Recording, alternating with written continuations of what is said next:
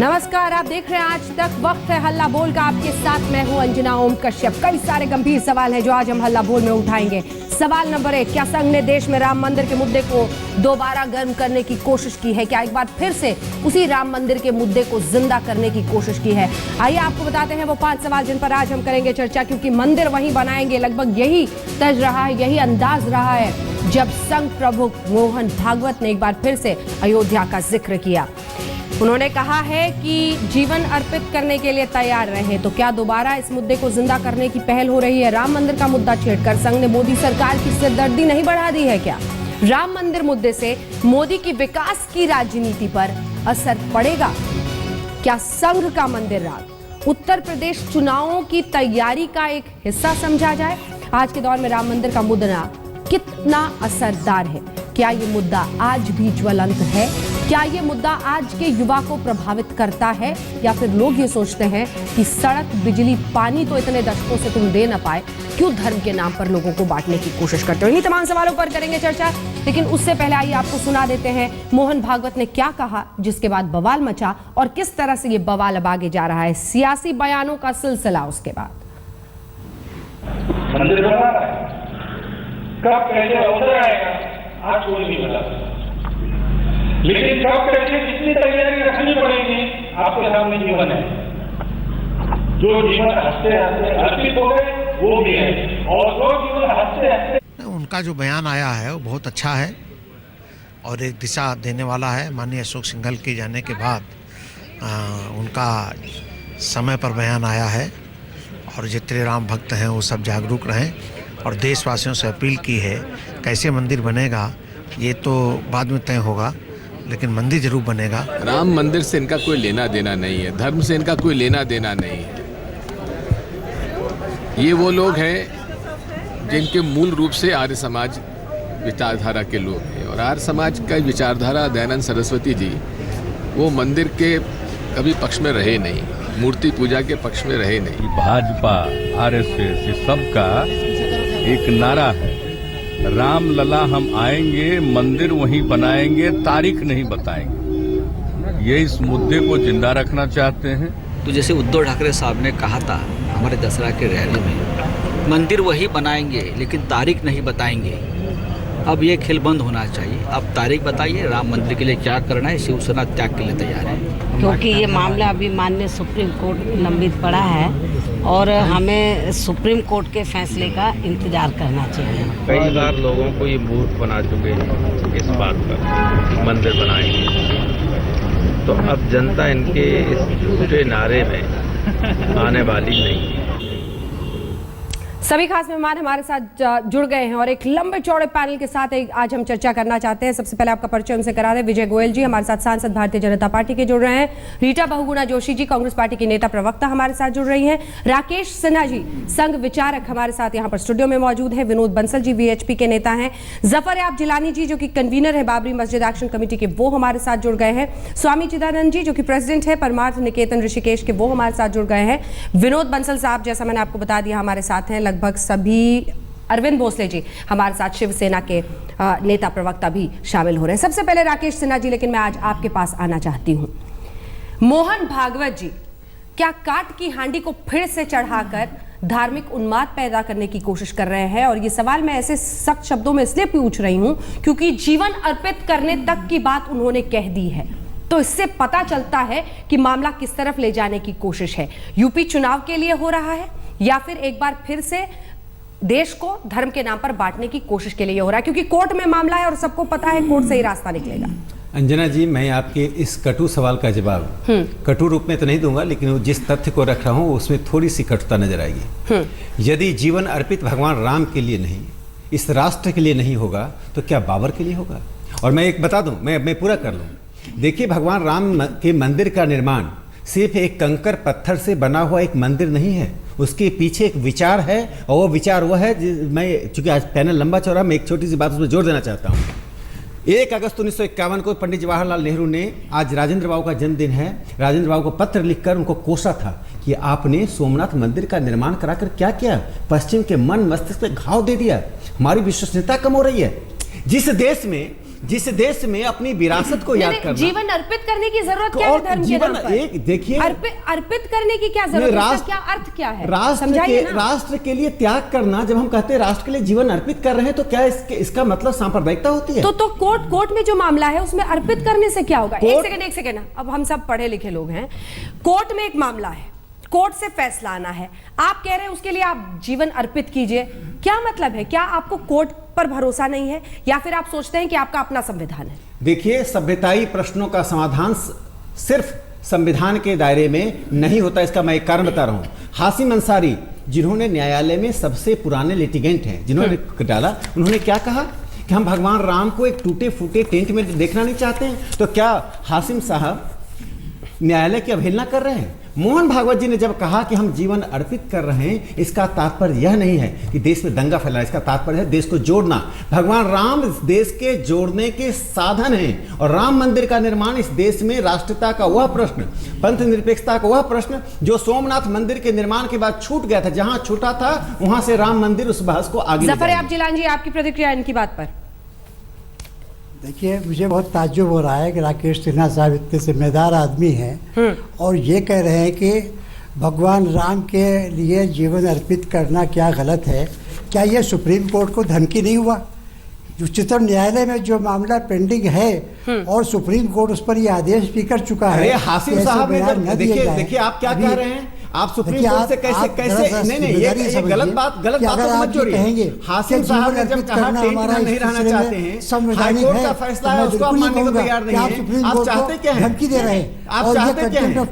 ये धमकी राष्ट्र के लिए जीवन अर्पित करना धमकी है। सुप्रीम कोर्ट को आप एक सवाल का जवाब दीजिए, आप बाबर से जोड़ते हैं, भगवान राम से जोड़ते हैं? कह रहे हैं सारे सभी सवालों का एक ही आत्मा है। इसका मतलब सुप्रीम कोर्ट सभी सवालों का मूल पिंड क्या है? बाबर या भगवान राम? ठीक है, बाबर से कोई मतलब ही नहीं है। बाबर को मतलब नहीं है।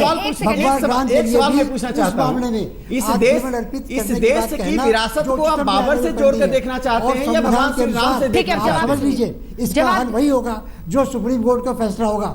संविधान से ऊपर आप। अरे सर्वोच्च न्यायालय ने तो यूनिफॉर्म सिविल कोड के बारे में 1 दर्जन बार फैसला दिया, तो आप कहां चले गए? सामानों के केस में सर्वोच्च न्यायालय नहीं था, और आज सर्वोच्च न्यायालय है। सबसे ज्यादा संविधान और सर्वोच्च न्यायालय की आज दुहाई वो लोग दे रहे हैं जो संविधान और सर्वोच्च न्यायालय की धज्जियां उड़ाते हैं। अपने संप्रदाय के अनुसार, संप्रदाय के हितों के अनुसार सर्वोच्च न्यायालय संविधान की व्याख्या करते हैं। वे लोग ही संविधान और सर्वोच्च न्यायालय की आड़ देकर भारत की अस्मिता के साथ खेल रहे हैं, जिसको डिमोलिश किया। आज भी कंटेम्प्ट की कार्रवाई चल रही है। आपने हमेशा सुप्रीम कोर्ट मेरे प्रश्न का तो उत्तर दे दीजिए महाशय, मेरे प्रश्न का उत्तर दे दीजिए कि बाबर या भगवान राम, आप विरासत से जोड़ते हैं या नहीं जोड़ते हैं अपने आप को? कतई नहीं, आप विरासत से, हम सिर्फ मस्जिद की बात करते हैं। अरे बाबर की, मैं बाबर और भगवान राम की तुलना आप कर रहे हैं। उस मंदिर, उस मस्जिद का नाम आक्रमणकारी था, जो इस लुटेरा था, जो इस देश को ध्वंस कर रहा था, और एक भगवान राम जिनकी मर्यादा, जिनको मर्यादा पुरुषोत्तम मानकर विश्व शांति की और भाईचारे की ओर जा सकता है। कोई मुकाबला हम नहीं करते उनका, भगवान राम का। चलिए ठीक है, करते हैं मुकाबला। मैं रीटा जी अब आपको इस बहस में शामिल करना चाहती हूँ। रीटा जी, लगता है कई बार कि तमाम अन्य पार्टियों के लिए भी जैसे ये मुद्दा एक ऐसा है जिसमें सब चुटकी और मजे लेते हैं, मंदिर कब बनाएंगे, तारीख नहीं बताएंगे, तो कुल मिलाकर संजीदगी और गंभीरता और खास तौर पर कांग्रेस पार्टी की हमेशा से सवालों के घेरे में रही है, क्योंकि पहली बार जब हुआ था तो केंद्र में आप ही की सरकार थी। इसीलिए मैं आपकी प्रतिक्रिया इस पर चाह रही हूँ। देखिए, दो तीन छोटी छोटी बातें मैं कहना चाहूंगी। हाँ। सबसे पहले तो ये कि जब ये चुनाव लड़ा भारतीय जनता पार्टी 2014 का, हाँ। और इसके पहले भी 2009 का, तो उसमें मंदिर के प्रति कटिबद्धता है, लेकिन कानून के हिसाब से, संविधान के हिसाब से चलेगा। अभी दो दिन तक बहस हुई संविधान पर, और प्रधानमंत्री जी ने लोकसभा में और राज्यसभा दोनों में कहा कि अगर हमारा लोकतंत्र चलेगा तो एक ही ग्रंथ से चलेगा, एक ही हमारे लिए पाक किताब होगी, और वो है संविधान। और संविधान का मतलब इंक्लूसिव गवर्नेंस, संविधान का मतलब है कानून की श्रेष्ठता। अब ये क्या मकसद है कि आज अभी संविधान पे बहस समाप्ति हुई है मुश्किल से, और मोहन भागवत जी के इस तरह के बयान आने शुरू हो गए हैं। हाँ। कि अपने आप को सैक्रिफाइस कर दो। देखिए, दिल्ली हारे, बिहार हारे, गुजरात में कल रिजल्ट आपने देख लिया।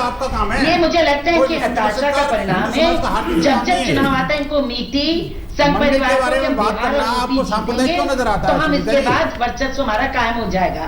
पूरी तरह से राज्यसभा पर। अब वो हारते हुए नजर आ रहे हैं, यूपी में भी हारेंगे, तब ये फिर से गांठ काट खेलने की कोशिश कर रहे हैं। भाई भगवान राम आस्था का विषय है, हमारे हृदय में उतने ही है जितने शायद आपके में ना होंगे, लेकिन आप ईंट पत्थर से जोड़कर और जिस तरह से भगवान राम के नाम पर 25 साल से सियासत कर रहे हैं। ठीक है, राकेश जी की बात सुन के मुझे बहुत आश्चर्य हुआ, बहुत आश्चर्य हुआ। आप शिलान्यास क्या किसने करवाया था? आपने शिलान्यास क्यों करवाया था? राजीव गांधी ने अपने चुनाव का आरंभ अयोध्या से क्यों शुरू किया था? जवाब दीजिए। आप वोट तो आप बटोरती हैं। रीता जी, आप पुरानी नेता हैं, आप बताइए कि राजीव गांधी जी ने अयोध्या से अपना चुनाव अभियान शुरू किया था, शिलान्यास किसने करवाया? मंदिर के ताले कब खुले? कभी कुछ आप देश के सामने जवाब दीजिए। दोहरी राजनीति क्यों करती हैं? रोम और राम के बीच आप चुनाव कीजिए। ऋचा जी, आप अपराध बोध में मत रहिए। सभ्यताई प्रश्नों का समाधान चुनाव के दायरे में, चुनाव के आईने में नहीं होता है। ये सभ्यताई प्रश्न है, सांस्कृतिक प्रश्न है, जिससे देश की अस्मिता जुड़ी हुई है। को थोड़ी देर के लिए रोक लीजिए। ठीक है, एक सेकंड। आप बताइए, सर्वोच्च न्यायालय से भी बड़े हैं आप। ठीक है, बिल्कुल। और यही वो सवाल है जो हम पूछ भी रहे हैं। रीता जी, बने रहिए हमारे साथ। एक बार मैं विजय गोयल जी, जिसके बाद विनोद साहब आपके पास आएंगे, और सर आपके पास एक सेकंड। विजय गोयल जी, रीता जी मैं आऊंगी आपके पास। विजय गोयल जी, मेरा सवाल आपसे ये है, दो हिस्से हैं इस सवाल के। एक तो या तो सिरदर्दी बढ़ रही है, क्योंकि आप कहते हैं विकास का एजेंडा है हमारी सरकार का, हम तो चाहते हैं विकास पर हम आगे बढ़े, तो या तो आपकी सिरदर्दी बढ़ेगी मोहन भागवत जी के इस बयान से, या फिर क्या आप लोगों को भी सूट करता है क्योंकि पश्चिम बंगाल, उत्तर प्रदेश चुनाव पास है?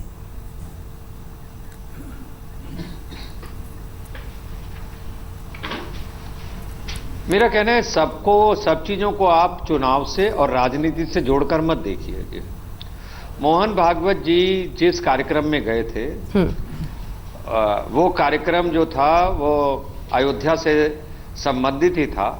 दो युवा लोग, कार सेवक जो थे, शहीद हो गए थे। इसलिए जाहिर तौर पर वैसे ही जैसे अशोक सिंघल जी के जब श्रद्धांजलि सभा में गए, और अशोक सिंघल जी ने, आप जानते हैं कि राम मंदिर के लिए बहुत बड़ा आंदोलन चलाया था, तो उन दोनों कार्यक्रमों में भागवत जी ने इस बात को रखा था। भागवत जी ने कोई अपनी बात नहीं कही है, वो भागवत जी ने करोड़ों करोड़ों देशवासियों की बात कही है। नहीं, लेकिन या तो ये देश संविधान से चलेगा या मोहन भागवत जी की बात से चलेगा। गोयल साहब, सब पार्टियों के लोग सर एक सेकंड, या तो ये देश संविधान से चलेगा या मोहन भागवत जी की बात से चलेगा। जो संविधान इसमें कहीं, सुन लीजिए, सुनिए अंजना जी, संविधान इसमें कोई रुकावट नहीं है, नंबर एक बात। दूसरी बात, जो मामले कोर्ट में होते हैं, हाँ, उन मामलों के ऊपर प्रतिक्रियाएं या विचार व्यक्त नहीं हो सकता, ऐसी कोई बात नहीं है। राम आस्था का विषय है। गांधी जी कहा करते थे, रघुपति राघव राजा राम, पति रावण सीता राम।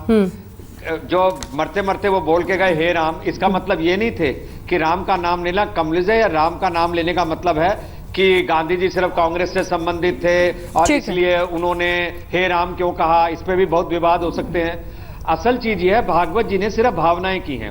सरकार के पास विकास का बहुत बड़ा एजेंडा है। ठीक है, आपकी ये बात मैं मान लेती हूँ। भावनाओं का, एक सेकंड, समझ लीजिए, हमारे मनों के अंदर, सुन लिया ना सर। सर काउंटर क्वेश्चन आप भी तो सुनिए ना। विजय गोयल जी कह रही है शिवसेना कि मंदिर वहीं बनाएंगे, लेकिन तारीख कब बताएंगे? हाँ बताइए ना। ये तो टाइमलाइन पे आपने ऐसा चीज रख दिया है कि जब जरूरत हो राम के नाम पे इस्तेमाल कर लिया जाए। एक बात समझिए, एक तरफ नहीं, गलत कहते हैं आप। एक तरफ जिस दिन सरकार इस बारे में कुछ बोले तब आप बताना। मेरे को आप या किसी और को आप अपनी भावना व्यक्त करने से भी रोकना चाहें, वो ठीक नहीं है जी। शिवसेना तारीख की बात करती है और आप कहती है कि आप तो विकास के मुद्दों की बात करते थे, अब आप मंदिर की बात करने लग गए। तो आप मुझे बताइए, जब तारीख तय होगी तो तारीख बता दी जाएगी जी। इसमें कौन सी जल्दबाजी क्यों हो रही है? हमारा विकास का भी एजेंडा चल रहा है और हर व्यक्ति का एक एजेंडा होता है। उस एजेंडे में बहुत सारी बातें होती हैं, उन सब बातों का एक क्रम होता है और वो क्रम से आती हैं। और ये हमने शुरू से कह रखा है, जो कुछ भी तय होगा वो सर्वसम्मति से, वो संवैधानिक तरीके से, वो कोर्ट के पक्ष को देखते हुए होगा। पर इसका मतलब आप मुझे राम में आस्था भी व्यक्त करने से उसी में विरोधाभास है। आप कह रहे हैं सर्वसम्मति से, कोर्ट के कहने से, कोर्ट अगर कुछ कहे सर्वसम्मति से हो तो जीवन अर्पित करने की जरूरत नहीं पड़ती है, बलिदान की जरूरत नहीं पड़ती है। बंसल साहब, आपसे जल्दी से एक रिएक्शन में चाहती हूँ क्योंकि वक्त ब्रेक का हो रहा है। नहीं, एक सेकंड, केंद्र में आना चाह रहा है और इस पूरे मंदिर आंदोलन के केंद्र में आकर कमान अपने हाथ में ले रहा है, मतलब आप लोग के हाथ से बात तो संघ से पूछिए, लेकिन मैं एक बात ये इन लोगों को बताना चाहता हूँ जो लोग संविधान और न्याय व्यवस्था की दुहाई देते हैं। हाँ। हिंदू समाज ने पिछले 500 सालों में पिछले 500 सालों में 76 लड़ाइयाँ लड़ी, 3 लाख लोगों का बलिदान हुआ, और इतनी लंबी कानूनी प्रक्रिया के बाद में इलाहाबाद उच्च न्यायालय ने 30 सितंबर 2010 को जो निर्णय दिया उसको भी आज 5 साल हो गए हैं। आप अंजना जी उस बात को गंभीरता को समझिए कि 5 साल से हम इंतजार कर रहे हैं, अभी कोर्ट में फाइल ही सुनवाई शुरू नहीं हुई। एक सुनिए बात, कोर्ट में है ना मामला, सुप्रीम कोर्ट में स्टे लगा, कब तक रहेगा? मैं कहता हूं कब तक रहेगा? एक बात इलाहाबाद हाईकोर्ट ने फैसला दिया, 3 हिस्सों में बांटा, सुप्रीम कोर्ट ने उस पर स्टे लगा दिया, तो अब क्या करें? कब तक रहेगा स्टे? आप क्या कह रहे हैं कि सरकार इस पर कुछ करे संसद में? तो 5 साल की क्लियर बात कीजिए ना, हवा में मत करके। संविधान की जो बात कर रहे हैं, संविधान की बात कर रहे हैं, मैं कहता हूं जब सोमनाथ के तर्ज पर क्या मंदिर नहीं बन सकता? सोमनाथ का मंदिर बनाया था, संसद ने तो बनाया था, सरकार ने तो बनवाया था, उसको उस तरीके से क्यों नहीं बना सकते? उसमें क्या कठिनाई आ रही है? और इसमें अगर कोई कुछ कह देता है तो उसमें सबको मिर्ची क्यों लग जाती है? राम मंदिर बनना चाहिए, इस देश की आस्था का प्रश्न है, पूरा विश्व इसको चाहता है, तो इसमें लोगों को परेशानी क्यों हो रही है? मोदी जी पे सवाल खड़ा कर रहे हैं। नहीं, सवाल किसी पे नहीं है, सवाल व्यवस्था पर है। आप बोलते भी हैं, डरते भी हैं, आप बोलते भी और डरते भी हैं। डरने की बात नहीं है, बोलते भी हैं और मंदिर डरते भी बनना हैं। चाहिए, मंदिर बनना चाहिए, ब्रेक के बाद फौरन लौटेंगे, यहीं से चर्चा को आगे लिए चलेंगे। स्वामी चिदानंद साहब, आपके पास भी मैं मंदिर वहीं बनाएंगे, ये बयान है और उस बयान के बाद उठा बवाल है और उस बवाल पर हम कर रहे हैं चर्चा। हमारे साथ सभी खास मेहमान मौजूद हैं। स्वामी चिदानंद जी, मेरा सवाल आपसे ये है कि मेरे लिए मेरा धर्म निजी आस्था, निजी विश्वास है, लेकिन जब प्रभु राम के नाम पर लगता है कि इस तरह से जंग छिड़ जाती है, कहाँ जाती हुई दिखती है? क्या आज के लोगों को मतलब भी है कि वहां पर क्या है? मुझे लगता है कि भगवान श्री राम का मंदिर आस्था का प्रश्न है और करोड़ों लोगों की आस्था इससे जुड़ी हुई है। इसलिए जो भागवत जी ने आज बयान दिया है, माननीय भागवत जी बड़े ही सूझबूझ वाले गंभीर व्यक्तित्व हैं। मैं चाहता हूं कि उनके उस प्रश्न को राजनीतिक रूप में नहीं बल्कि एक समस्या के समाधान के रूप में देखा जाए, परंतु मैं चाहता हूं कि एक इसका भी ध्यान रखा जाए कि राम मंदिर बनते बनते राष्ट्र मंदिर न टूटे, इसका ध्यान भी हमें रखना है। इसलिए संविधान हमारे देश की आत्मा है जी, समाधान भी हमारे देश की आत्मा है। संविधान सम्मत जो समाधान होगा उस पे पहुंचना है, लेकिन वक्त ब्रेक का हो गया सर, मुझे लौटना पड़ेगा एक छोटे से ब्रेक के बाद। देखते रहिए आज तक जिस विषय पर हम बहस कर रहे हैं, जरा उसका बैकग्राउंड आपको बताना चाह रहे हैं, क्योंकि संघ प्रमुख मोहन भागवत ने दरअसल एक कार्यक्रम के दौरान यह बयान दिया था। वो कार्यक्रम किस तरह का था, इसको अगर आप समझेंगे तो उनके बयान को उसके कॉन्टेक्स्ट में भी देखा जा सकता है। 2 कार सेवक थे कोठारी बंधु जो गए थे और जिनकी जान चली गई थी विवादित ढांचा के गिराए जाने की उस पूरी प्रक्रिया में। उनकी बहन से हमने बातचीत की है, वो क्या बयान दे रही हैं, इसी दोनों के सम्मान समारोह में, यानी कोठारी बंधुओं के सम्मान समारोह में, जिसमें प्रतिभा को सम्मानित किया जाता है, हर वर्ष ये कार्यक्रम होता है, वहीं पर मोहन भागवत ने ये बयान दिया था। क्या कह रही हैं उनकी बहन, सुनिए। असमंजस इस कार्य को लेकर नहीं था, कार्य सेवा को लेकर नहीं था, तो असमंजस इस विषय पर जरूर था कि वहां पर तब पता नहीं कैसा बर्ताव इन लोगों के साथ किया जाएगा। प्रशासन चूंकि बार बार ये बात बोल रहा था कि हम तो परिंदे को भी पर नहीं मारने देंगे, तो वहां पर क्या होगा इस बात को लेकर असमंजस था। और असमंजस की स्थिति आज मैं अगर सोचती हूँ तो हमारी शायद सही थी, हमारे मन का डर सही था, क्योंकि उन लोगों ने निहत्थे कारसेवकों पर गोलियां चलवा दी, जो किसी भी तरीके से आज के या किसी भी परिप्रेक्ष्य में मैं समझती हूँ कि ये क्रूरता की या मानवता की सारी हद पार कर दी थी उन लोगों ने। तो सुना आपने, और इन सब के बीच अब सवाल यह है कि क्या उस कॉन्टेक्स्ट में वो बोल रहे थे। अब राकेश सिन्हा जी, एक बार फिर से आपके पास आते हुए, क्या चूंकि ये समारोह ऐसा था जिसमें कोठारी बंधुओं के नाम पर जो 2 कार सेवक थे जिनकी जान गई थी, उनके सम्मान में ये समारोह होता है, वहां पर वो बोल रहे थे, इसलिए बोला या जानबूझकर नए सिरे से इस मुद्दे को जिंदा करने की कोशिश है? मेरा सीधा सवाल आपसे ये है कि इस आंदोलन को क्या वाकई एक बार फिर से जिंदा करने की कोशिश है आप लोगों की? देखिए, मोहन भागवत जी ने हिंदू समाज की अवचेतन मन में जो एक सवाल है उसको वहाँ उन्होंने अभिव्यक्त किया। देखिए, 2 बातें हैं। 1822 में हाफिजुल्लाह ने कहा था कि वहाँ राम भगवान का मंदिर था जिसको बाबर ने तोड़ा था। वो वहाँ के फैजाबाद के लॉकआउट में काम करता था। और जो लिटिगेशन देने वाले थे हाशिम अंसारी, उन्होंने कहा कि अब यहाँ तो भगवान राम का ही मंदिर था, भव्य मंदिर बने। हाफिजुल्लाह से लेके हाशिम अंसारी तक। सर मैं आपसे बात पूछूं, आप कोर्ट में वकील क्यों नहीं बन जाते? आप क्यों नहीं लड़ लेते हैं? नहीं तो जब आप कोर्ट में टीवी में सब कुछ बता देते हैं, वकील बनेंगी तो मैं वकील बन जाऊंगा। देश का संविधान, देश का अदालत क्यों नहीं मानता? देश की जो अदालत है, मैं एक बात कर, जब देश की जो अंजना जी मैं आपकी बहस को देखा, जब आपने कहा था कि अदालत की बात मानी और हाईकोर्ट ने निर्णय दिया, उस दिन आप हाईकोर्ट के निर्णय को नहीं मानने को तैयार थे। जब मोहन भागवत जी ने कहा था न किसी की जीत है न किसी की हार है, हाई कोर्ट के निर्णय। अंजना जी इस देश की बौद्धिकता पर मैं सवाल खड़ा करता हूं, सेकुलरिस्ट बौद्धिकता पर। हाई कोर्ट के निर्णय 700 पेज का था। उस 700 पेज को पढ़ने के लिए 24 घंटा तो क्या 24 दिन चाहिए, और 2 घंटे के अंदर सहमत नाम के संगठन के कम्युनिस्ट मार्क्सवादी इतिहासकार बुद्धिजीवियों की एक सूची जारी हो गई जिन्होंने निंदा करी जजमेंट की। पहली बार कोर्ट के जजमेंट की निंदा बिना पढ़े हुए कर दिया गया। जिस देश में बौद्धिकता का यह स्तर हो, उस देश में आप कोर्ट की बात कर रहे हैं, लॉयर की बात कर रहे हैं। जिस दिन आप कोर्ट में लॉयर बनेंगे, मैं आपके सामने खड़ा रहूंगा संघ की बात को रखने के लिए। नहीं, आप अपनी बात चूंकि यहाँ पर ऐसे रख रहे थे, इसलिए मैंने कहा कि कोर्ट के सामने अगर ये बातें ठहरती तो उसी हिसाब से फैसला भी आता। कांग्रेस ने कहा था इस बात को कि हम जो है ना इसको सुप्रीम कोर्ट में चैलेंज करेंगे।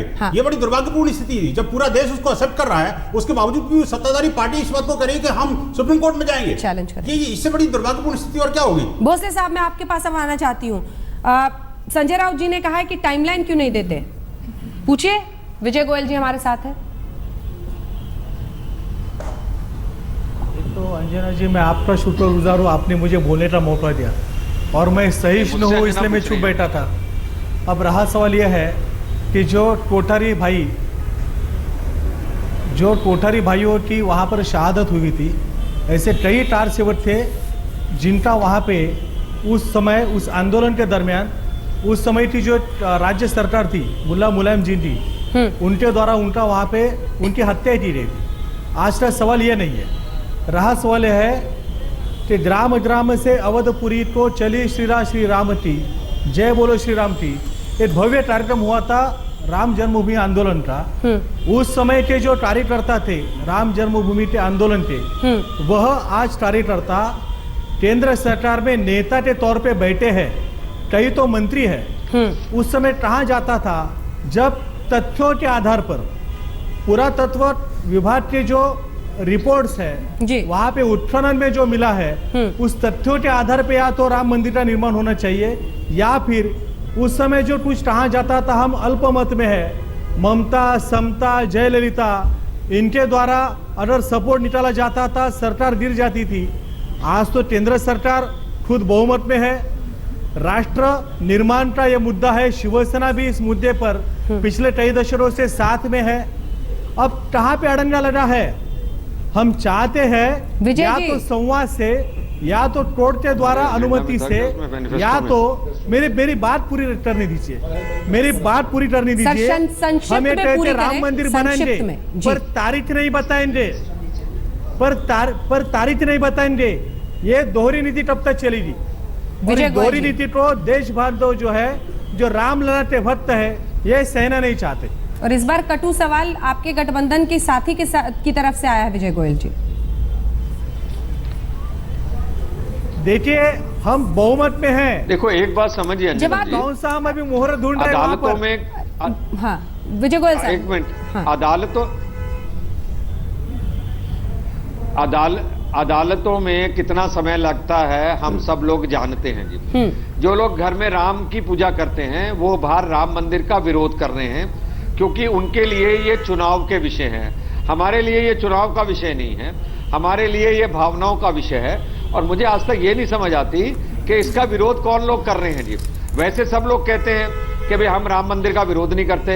कांग्रेस के भी उदाहरण देंगे, सोमनाथ मंदिर का भी जो किया गया जीर्णोद्धार, वो भी सरदार पटेल हो चाहे डॉक्टर राजेंद्र प्रसाद हो, सब कांग्रेस से संबंधित रहे हैं। अभी भी आप देख लीजिए। इसलिए मेरा कहना यह है कि इस सरकार का निर्माण करो। एक मिनट में आपकी बात के बीच में बोल रहे हैं क्या? वहाँ पे बहस करो। भोसले जी, अभी उनकी बात सुनिए। अभी आप बोलोगे, मुझे बोलना है। आप विषय को भटकाइए मत। तो इसलिए मेरा ये कहना ये है, मेरा ये भोंसले जी मेरी आप बात तारीख समझिए, नहीं बताने आपको किसी चाहते ने हो। रोका है क्या वहां जाने से? आप जाइए ना बड़ी खुशी से, जो आपको काम करना है, किंतु हमको सरकार चलाने दीजिए और हमको अरे वहाँ इस पे समय हमारे जाके तो जो करना मैनिफेस्टो था में रहा हमने है किया हमेशा है। से, और हमने कभी उस बात से इनकार नहीं किया है। और क्योंकि जो इससे जो दिलचस्प बातचीत नहीं हो सकती। गठबंधन के साथी आपस में भिड़ गए। आप खुद नहीं थे वहां जो पर, मैं वहां पर विवादास्पद था। अभी आप एक हाँ, और हमें फक्र है उस बात का, हमें उस बात का फक्र है। अभी आप मुझसे मत उलझिए ना, अभी आपने अपनी बात कह ली है। ढांचा था उसका हमने गिरा दिया। शिवसेना का जो वक्तव्य है वो महाराष्ट्र के महाराष्ट्र की बोल रही है, केंद्र की बोल रही है, तो आप तय कीजिए, लेकिन बोल जरूर रही है और आवाज दूर तक जा रही देखिए, है। मैं ये कह रहा हूँ कि कांग्रेस जनता दल या शिवसेना, एक विनोद बंसल जी, कांग्रेस जनता दल शिवसेना जो तिथि पूछ रही है वो बताए कि मंदिर का निर्माण वो चाहते हैं या नहीं चाहते हैं। कभी भी इंकार नहीं किया गया है, किंतु जो एजेंडा है उसके बाद कौन सा एजेंडा आएगा इस बात को देखने वाली बात है। ठीक है, रीटा जी आपकी प्रतिक्रिया जल्दी से।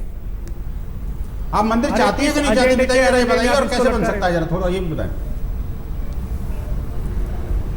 रीटा जी बंसल साहब सवाल पूछ रहे हैं। मैं एक बात और पूछना चाहता हूँ अब देखिए, अंजना जी, एक छोटा सवाल बिल्कुल छोटा संजय में बोलूंगा। मैं ये कह रहा हूँ कि जो गठबंधन के साथी हैं या बाहर के लोग हैं, ये मंदिर चाहते हैं, मुझे पता है इनकी आस्था मंदिर में है, और रीता जी भी इस बात के लिए मना नहीं कर सकती। तो अब जब मना नहीं कर सकती तो क्यों नहीं एक प्रस्ताव रीता जी और इनकी तरफ से, शिवसेना की तरफ से कल संसद में आ जाए, और फिर देख लेंगे कौन कौन साथ देता है, कौन नहीं देता, एक बार सारा स्पष्ट हो जाएगा। जब सोमनाथ के तर्ज पर मंदिर बन सकता है। एन मौके पर ही रीटा जी का फोन कट गया है, उनसे संपर्क साध रहे हैं, और वो ऐसे मौके पर जरूर करता है, वो बेसिकली ये सवाल उनसे जरूर पूछेंगे। लेकिन चिदानंद जी, आपकी बात मैंने उस समय काट दी थी, मैं चाहती हूँ कि संक्षिप्त में आपका जो पॉइंट है वो रखें। देखिए, मैं कहना चाहता हूँ, जब देश पूरा विकास के मुद्दे पर आगे बढ़ रहा है, जब सबका साथ और सबके विकास की बात हो रही है, देश ही नहीं पूरे विश्व में देख रहा हूँ हमारे भारतीय प्रधानमंत्री का, यशस्वी ऊर्जावान प्रधानमंत्री का नेतृत्व पूरे यश को फैला रहा है।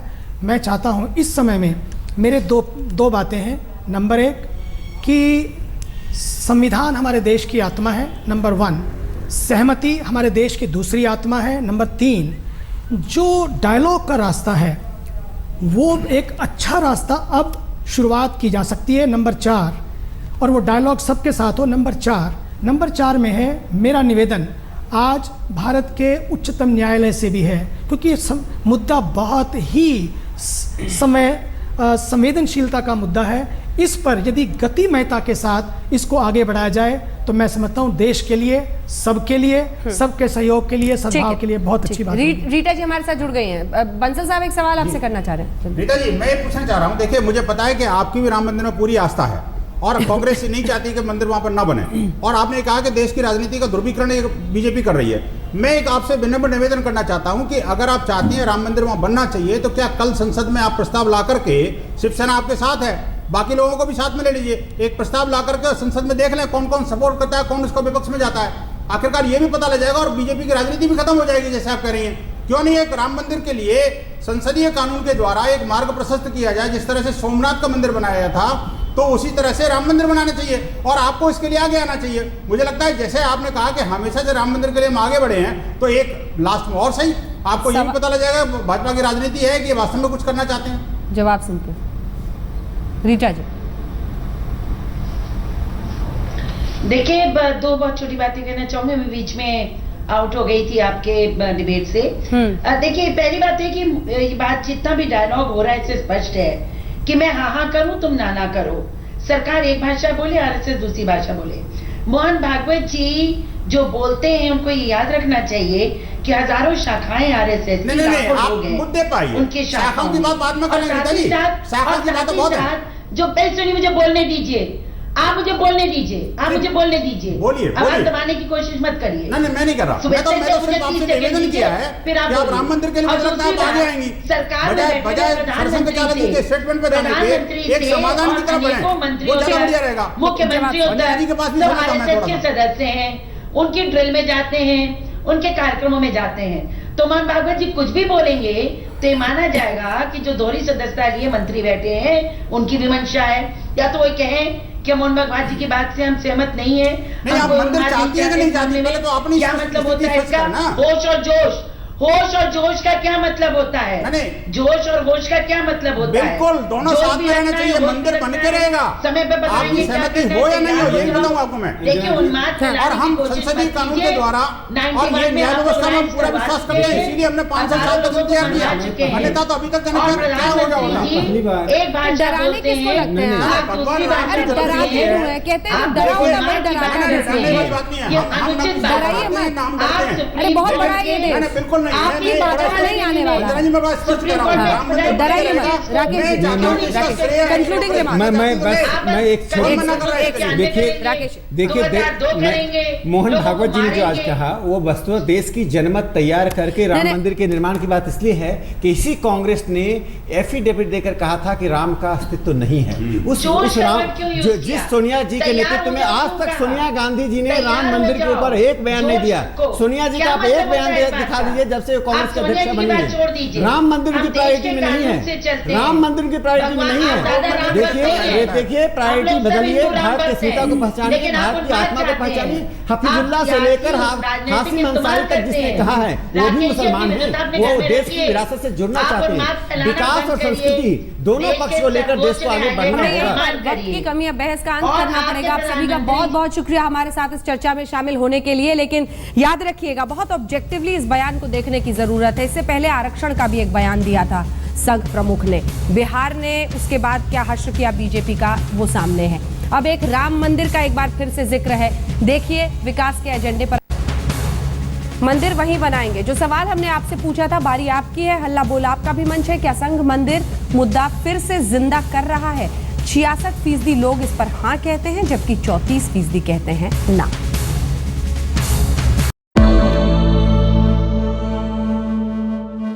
पर जारी है आज तक की नॉन स्टॉप कवरेज। अब से कुछ देर पहले संचार मंत्री रविशंकर प्रसाद ने कहा है कि चेन्नई में अगले एक हफ्ते तक बीएसएनएल अपनी मुफ्त सुविधाएं देगा।